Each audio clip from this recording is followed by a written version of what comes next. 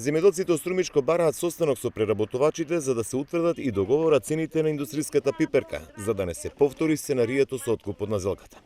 Васе Митушев од Струмичко Куклиш смета дека во услови на криза потребно е однапред да се договорат откупните цени на црвената пиперка. Да се седне со преработувачите, они се добро организирани, имаат они нивна организација, да се седне сето тоа, да се разгледа, за да не ни се случи пак истото, да дојде ние секој пат како што права да гасиме пожар.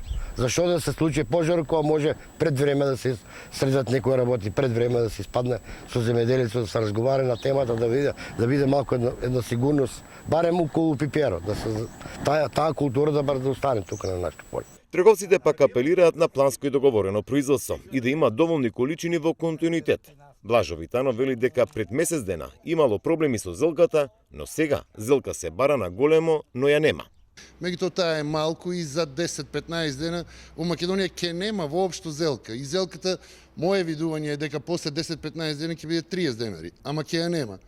И тоа се сведува на непланирано производство, немање договори помеѓу производителите и откупувачите и секој кога сади на сумице на своја глава, не може да очекуваме друго. Ако сето тоа малку другачие се постави, треба резултати да се видливи. Земјоделците од Струмичко континуирано реагираат на слаби откупни цени. Вчера производителите на компир од Струмичко, Иловица и Штука блокира откупен пунктот и цената се намалила преку ноќ.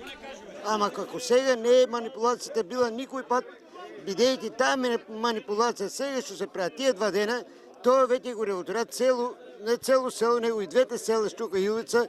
Јас им дадено на тие 10 декара околу 95.000. 95. И ќе ги извадите сега? Еме ако е 20 или 25 не може.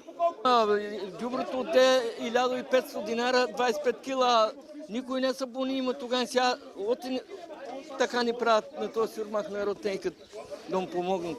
Со години се инсистира на планско и договорено производство, но заради немање на доверба тоа тешко функционира. Посебно сега во услови на енергетска криза, кога секојдневно растаат цените, вклучително и на земјоделските репроматеријали.